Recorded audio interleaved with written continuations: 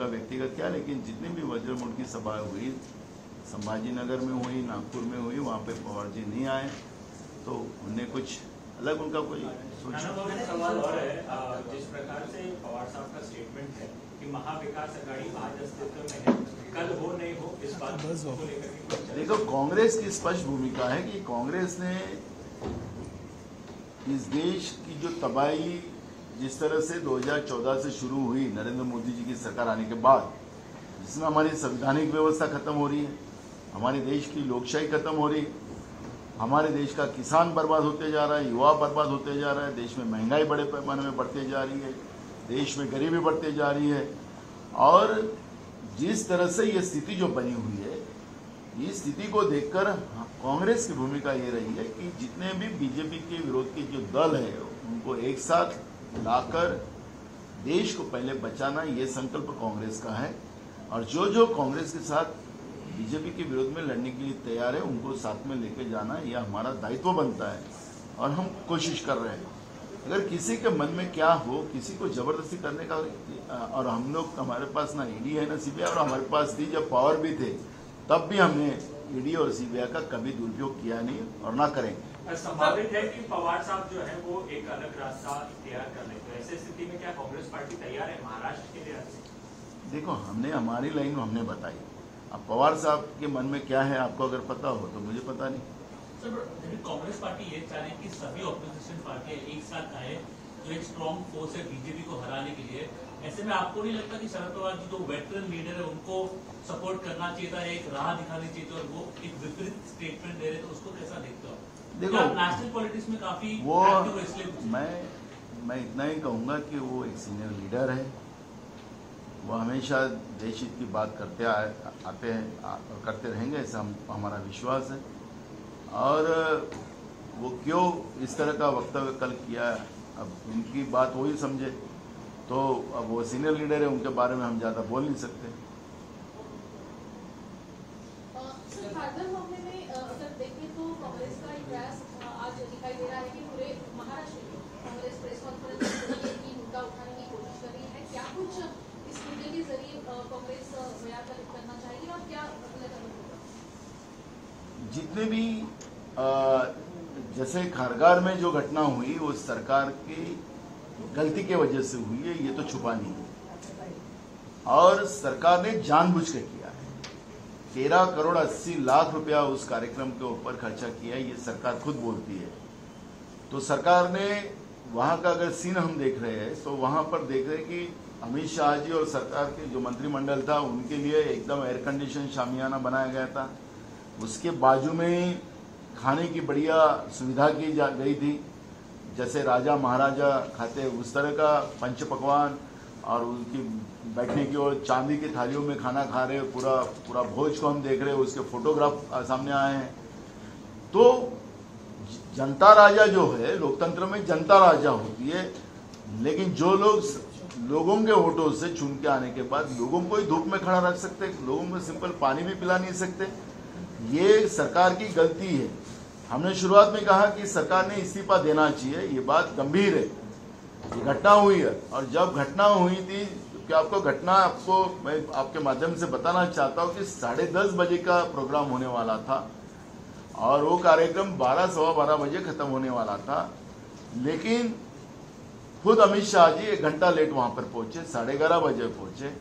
कार्यक्रम की जब शुरुआत हुई तब 12 बज गए थे, 12 बजे पहला वहां पर एक मृत्यु हो चुकी थी, और वो सरकार को मालूमात थी, सरकार को रिपोर्ट आ गई थी, तो भी वहां पे मृत्यु होने के बाद भी सरकार ने वो कार्यक्रम कंटिन्यू रखा, वो 1:45 बजे खत्म हुआ, और उस समय में लोगों को पीने का पानी नहीं था। वहीं पे 5-6 लोग तो उसी कार्यक्रम के अंतर्गत मर गए, और वहीं पे चंगरा चंगरी हुई, और ये वस्तुस्थिति है। अब सरकार छुपाने के लिए एक IAS अधिकारी की कमेटी बनाकर सरकार की इंक्वायरी खुद नहीं कर सकती। हमारी मांग है कि सरकार ने इस्तीफा देना चाहिए, अगर इस सरकार में दम है तो सिटिंग हाईकोर्ट के जस्टिस की कमेटी बनाई जाए और इसमें चौकसी हो जाए। हम खुद राज्यपाल जी को भी एक खत लिखा है, और एक विशेष अधिवेशन महाराष्ट्र विधानसभा का हो इसी बात के लिए, क्योंकि एक अप्पा साहब धर्माधिकारी का एक संप्रदाय नहीं, महाराष्ट्र में कई संप्रदाय है, और उनको भी यही दहशत होगी कि ये सरकार इस तरह की सांप्रदायिकों को, ये जो धार्मिक संप्रदाय है उनको खत्म करना चाहती है। बीजेपी की सरकार इन लोगों को खत्म करना चाहती है। ये डर अब सभी संप्रदाय में पैदा हो चुका है। सर, आप राज्य सरकार की इस्तीफे की मांग कर रहे हैं। वही संजय राउत है जो कि कह रहे हैं कि 15 दिनों में राज्य सरकार का डेथ वारंट जारी होगा और बड़ी जल्द जो मुख्यमंत्री है राज्य का वो बदला जाएगा। देखो, मैं तो भविष्य वाला नहीं हूँ। जो वस्तुस्थिति जो है, जो हमारे सामने दिख रही है, लोकतंत्र में जो बात हम लोग देख रहे हैं, उस बात को हम कहेंगे। अब उनका डेथ सर्टिफिकेट उनके पास लिखा होगा, मुझे पता नहीं। अगला मुख्यमंत्री कांग्रेस का होगा? अगला मुख्यमंत्री राज्य का कांग्रेस से होगा? देखो, कांग्रेस लोकतंत्र को मानने वाला है और अभी कोई चुनाव तो है ही नहीं।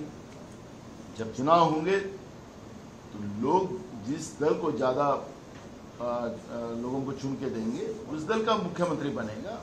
और मुझे लगता है कि इस बार महाराष्ट्र में वही स्थिति होगी। नंबर 1 की पार्टी कांग्रेस है। नाना भाऊ अजित पवार ने एक बात साफ कह दी है कि उन्होंने कहा कि अगर मुख्यमंत्री पद उन्हें मिलता है तो निश्चित रूप से स्वीकार कर लेंगे।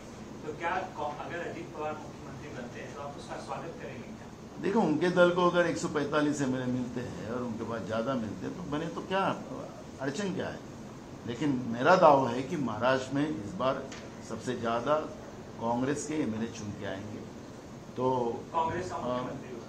कांग्रेस के मुख्यमंत्री। सर, आपसे ये पूछे कि 4 बार शरद पवार जी ने एक कंफ्यूजिंग स्टेटमेंट दिया है जो कि बीजेपी के इंटरेस्ट में जाता है। अडानी से रिलेटेड स्टेटमेंट है, फिर अडानी खुद जाके मिले भी। पीए मोदी के डिग्री के जो कंट्रोवर्सी हुई थी उसमें भी उन्होंने बताया कि डिग्री कोई कंट्रोवर्सी नहीं है। अभी एक नया स्टेटमेंट आया है। आपको लगता है कि बहुत आपको भी ये कंफ्यूज कर रहा है भाविका सागर को जो स्टेटमेंट आया है? देखो, कांग्रेस का कॉन्सेप्ट एकदम क्लियर है।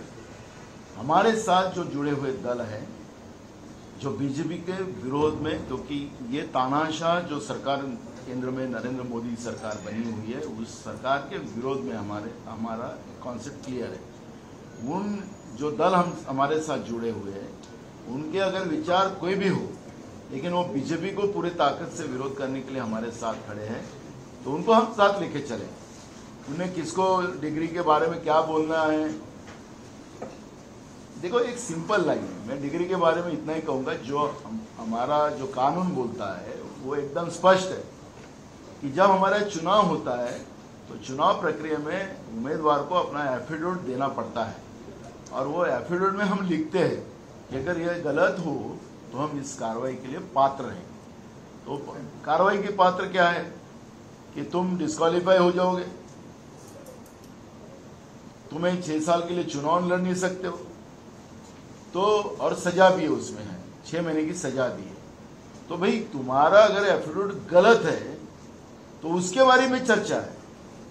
हमें हमारी एकदम क्लियर भूमिका है। अगर मोदी जी पोस्ट ग्रेजुएट है तो कौन से यूनिवर्सिटी से हुए हैं, कौन सा कॉलेज में, कौन से स्कूल में पढ़े हैं, कौन से 10वीं 12वीं कहाँ से की है, कौन से कॉलेज में पढ़े हैं, तो वो तो आता ही है ना, रिकॉर्ड पे मिलता है ना।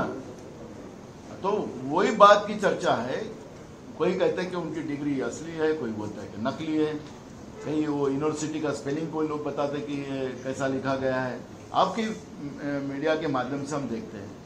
तो मेरा ये कहना है कि अगर वो पढ़े नहीं है तो बगैर पढ़ा हुआ आदमी भी देश का प्रधानमंत्री बन सकता है, गलत नहीं है। लेकिन हमारा सवाल है कि जो हमारा जो कानून बोलता है वो कानून के आधार पर ये चर्चा सामने आई है।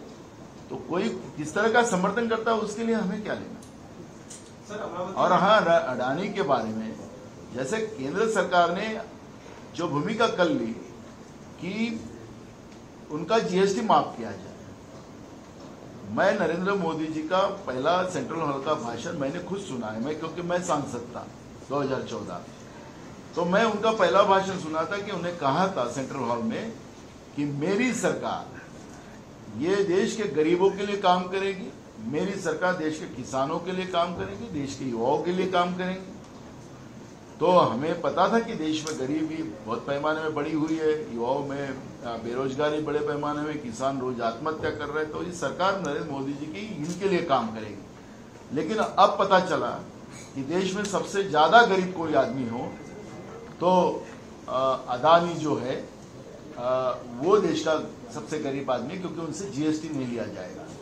ये कल उन्होंने डिक्लेयर किया, तो अब पता चल गया देश की जनता को कि अदानी देश का, नरेंद्र मोदी जी के चश्मे से अदानी देश का सबसे गरीब आदमी है। सर, आप अडानी पे इतना रिपीटेडली अटैक करो, आपके मुख्य नेता शरद पवार उनसे मिलते हैं, जो रिसेंट मीटिंग उस पर कैसा देखो? हमने कोई अटैक नहीं किया, आपका गलतफहमी हो रहा है। जो कल केंद्र सरकार ने उनकी जीएसटी माफ करने का निर्णय लिया है, उसके बारे में हम कर रहे हैं। भाई, मेरे देश के गरीब जनता का अगर, या मेरे देश के किसान का अगर जीएसटी माफ करते तो हम नरेंद्र मोदी की सरकार की तारीफ करते। अगर उनके नज़र में, उनके चश्मे से, उनका चश्मा बहुत महंगा होता है ऐसा हमने सुना है, तो उनके चश्मे से अगर देश का सबसे गरीब आदमी, जो दुनिया का 2 नंबर का अमीर आदमी है, वो उनके चश्मे से अगर वो देश का सबसे गरीब आदमी दिखता है और उनका जीएसटी माफ किया जा रहा है, तो वो तकलीफ हमें होती है। बस इतना ही हमको कहना है, क्योंकि हमारे गरीब को, जो हाथ पे कमाने वाला, खाने वाला गरीब को भी जीएसटी भरना पड़ता है, तो उसका जीएसटी क्यों माफ नहीं किया जा रहा है? क्यों उनको लूटा जा रहा है? क्यों उनका खून चूसा जा रहा है? ये सवाल हम पूछ रहे। हम अदानी के ऊपर अटैक नहीं कर रहे, हम केंद्र की, नरेंद्र मोदी की सरकार की गलत नीतियों के हम उनके ऊपर अटैक कर रहे हैं। नमस्कार, मैं हूं मानक गुप्ता। अगर आपको हमारा ये वीडियो पसंद आया हो तो इसे लाइक और शेयर जरूर करें, और हां, हमें सब्सक्राइब और फॉलो करना ना भूलें, ताकि आप देश और दुनिया की कोई खबर मिस ना करें। तो जुड़े रहिए हमारे साथ और देखते रहिए News 24।